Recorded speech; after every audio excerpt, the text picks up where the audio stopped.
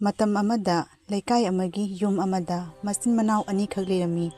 Masin manau ani ase mama ani na pokpi masin manau oirami. Masin manau ani asida mama ahal na pokpi ibem pisak asidi masak matau fazabata natana wakhal su yamna fabi adugumbi oirami aduga mama atombi na pokpi sana tombi asidi wakhal yamna sumdabi yamna kalak kanjawbi aduguma mongi nupi oirami. Sanatombi nangna nongan bedagini adum tibi yengduna lay tabak to khara sujalluni ai thantana tabak mayam se hona bada ware ni nangsu kaino khangdi masingang se sezobia kaino haisibo tabak khudimak se sobina lowaina surya siro ai se tabak amata sudaba makai asum tibi yengduna lay kaina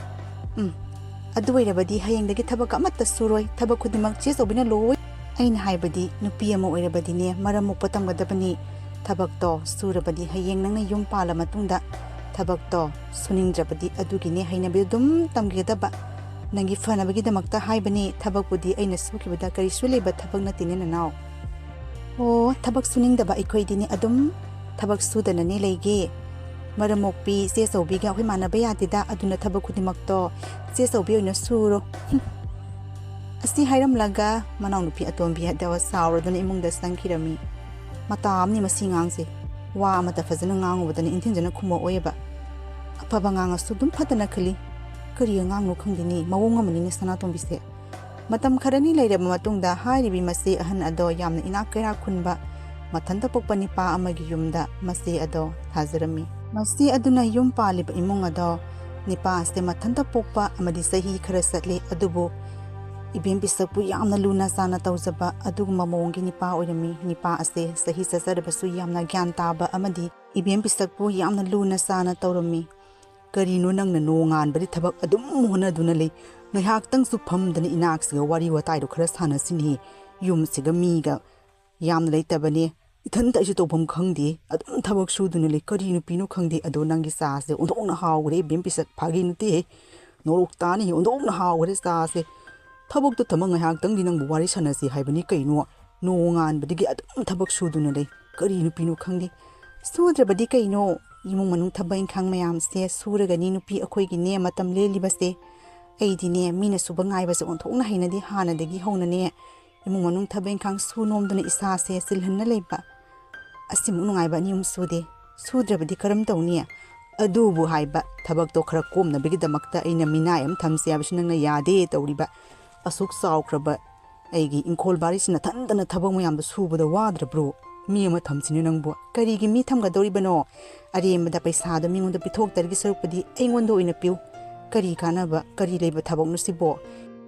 asigine thabak mayam se suragani ipuroibagi imung manungi seba se tawragani aikoina punsilen ga doribase nupi oibisingi asimu aikoina mingonda mu suholabadi aikoidi nonganbadi numitaba kari tawduna leigani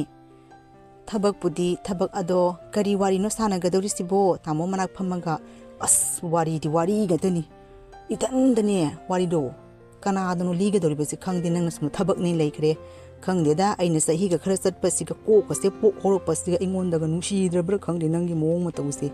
khangde da hi he sibu wani nangangi kari gi nusi ro dorbno kok ta pok hore na igi pure bana trabra hai sibo fareste tabak mayam ali hori tabak chingto mutang lo shilukige phiron khara ina suge na tingsalam bani nusa do saringai dane kang horoi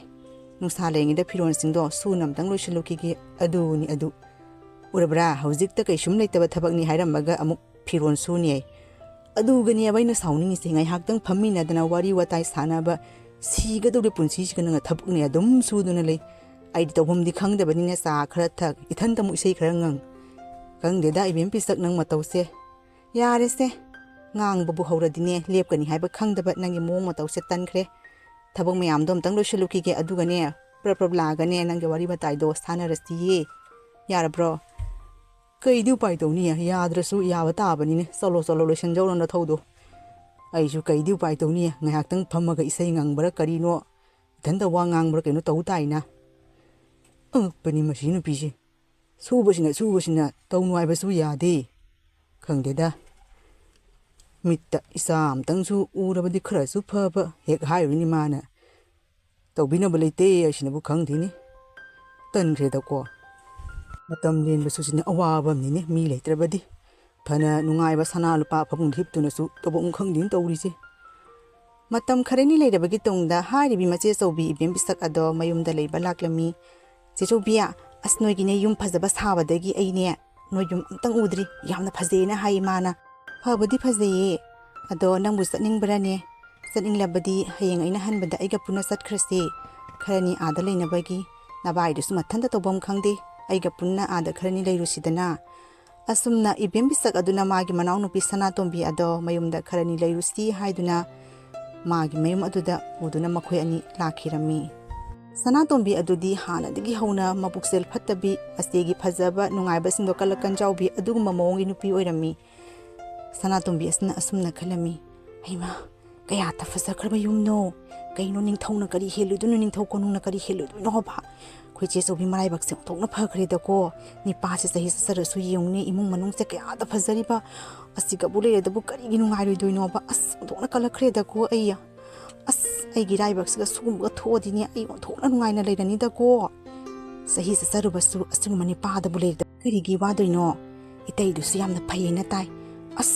thongna kalakhre da ko che sobi gi marai bakse ai sawning khre da ko kaino ni nangbo aina somda kanna kauri lao ni nangbo mathak da kaursi lao kaino nangna ungduna leidubo matam ni nangi ungbi du hawrabro lao natai do ngai duna leiramani lao lao asti hairuduna masin manaw ani ado yumgi mathakta ka khirami haima Sanatombi sula ibore pare yumano ba sabadi nangdi amtang uram groina khoi yumse kamai tawge natai na saba yum sibu phajabra ne Sanatombi yam phaje itai thongna phajakre aidine ubaka ngauri bani kaino haigumdana yumse thongna phajakre imana sunen han salubadi yamna phajana sakhre na haye adugadi aina koyurage ne se chobida kharintang leigena hainerga lagli bani aidine sigane tha ahum mari leiduni noina satlu hairaba sune aidi satloi itai kari ni tha umre bu chahi male sunongoda kanana kari haiga dori bano leyu mi ka leita basiga aidi wari watai sanan ngai mi shu leite nasis ne nongan be thabak ne adum lei khrani ithan dani se sa khra thak isai khra ngang tv khra yeng mathi khra ngang adu ni tawri base nang leirabadi wari watai sana dana ngai haktang matam len basu yai dana leyu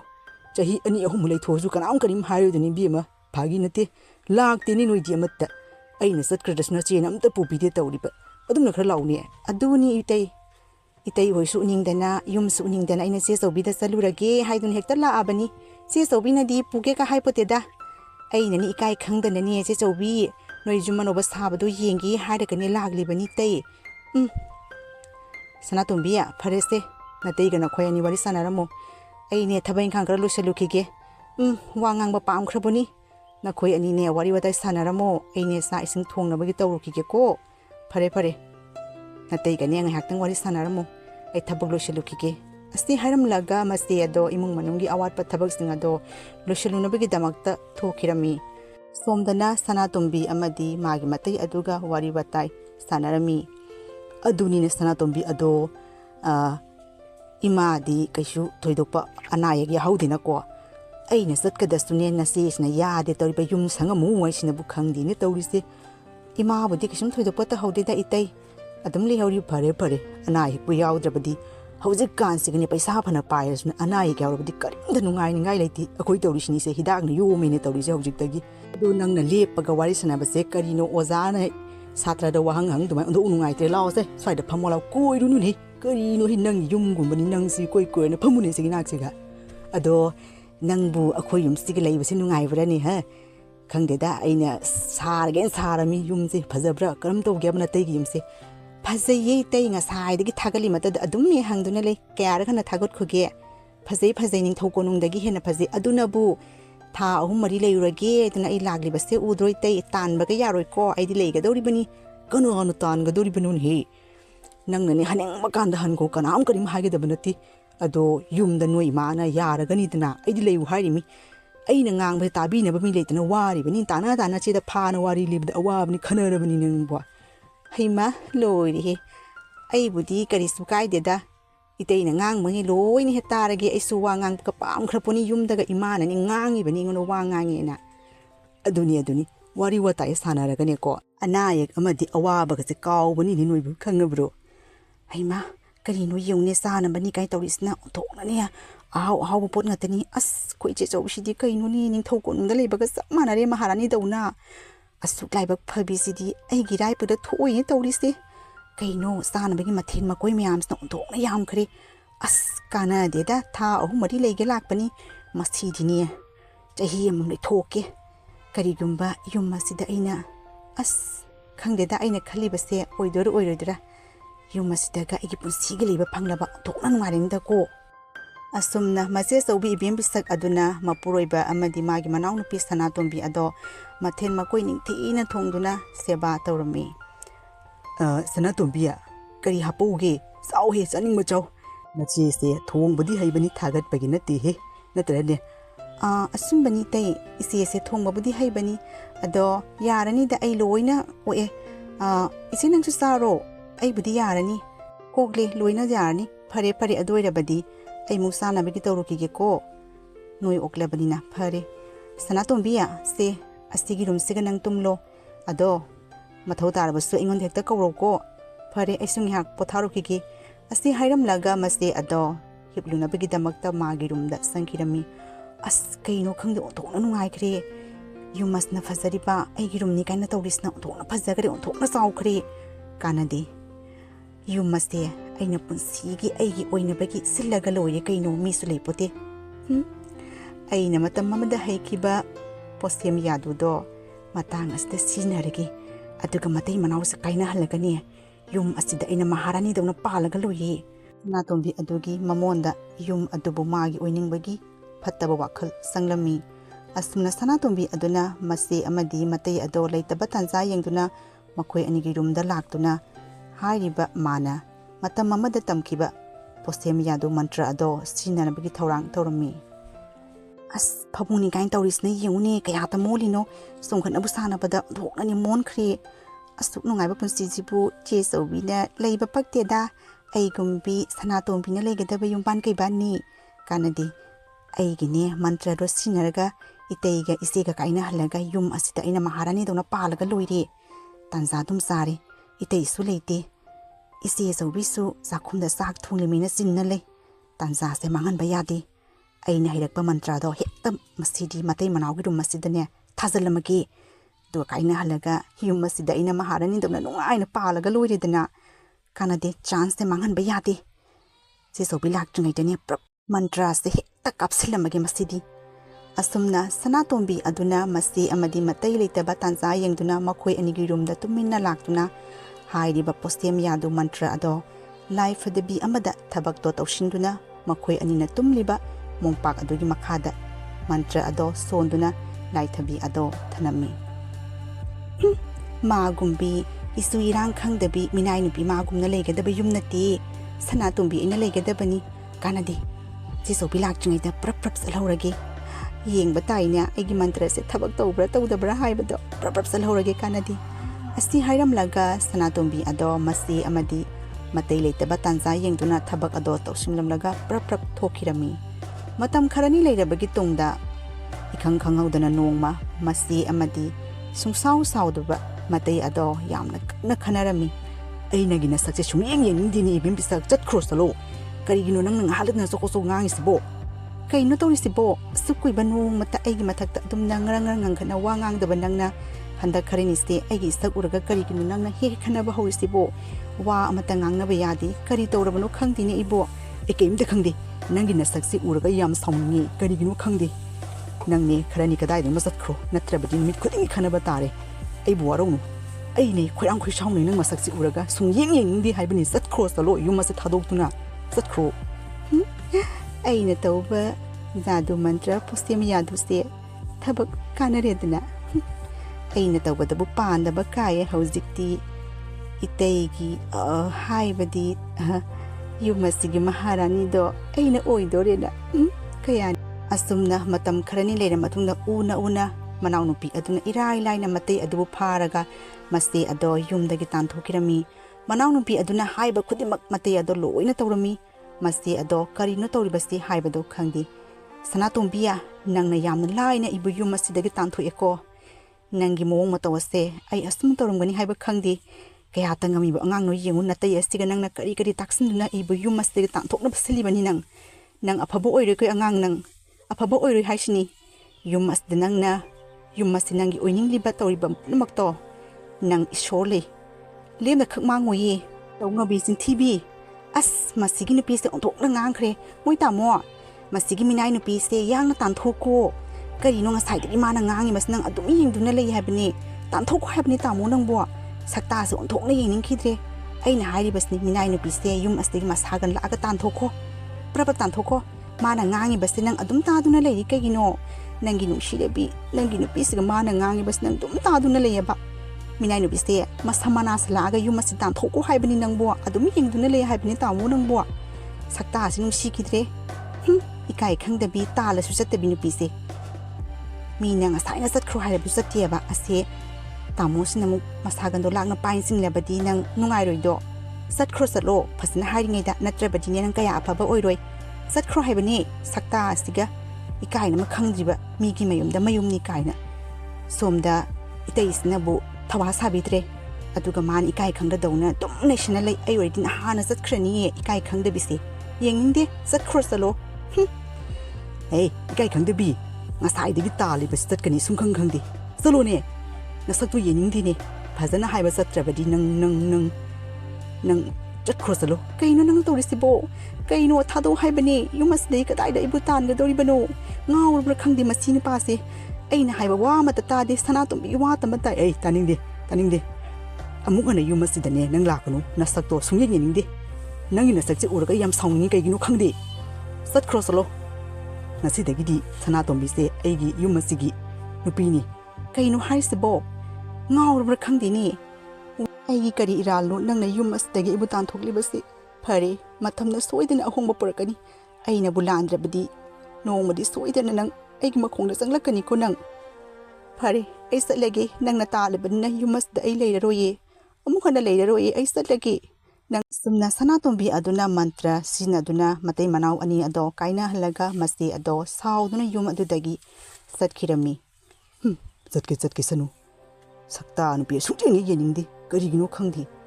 kari matonu khangdi tawrisi as yam khanlurunu tamo hojikti minai nu piste yum asida satkhrabanina ekhwani tanungai ne yum asida leiraga loyedana kari kana be yum asida minai nu piste amok ana yum asida sanghan nganu ko aina hari basni ngasidagi ne yum asidagi maharani do aini ai yumburim biai do khangabra lakpu laklabadi ne masigi nu pisi urabadi yum asida tanthokadabani ko kana deda ekhwini anoba sangsara masthim nabigi tawrasi ngasidagi di phazaraba yum asigi maharani do aina oigadori bani yare dina ko lawas asumna sanatombi aduna irai laina masti adugi yumda thabak tawsinduna matei manau ani ado kaina yum aduda nungaina leirani haina khanduna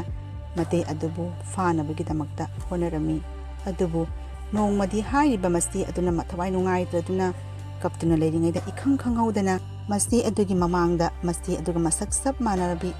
lairimbi amagum hairiba nupi aduna masti aduna kaplingai da yengduna leirami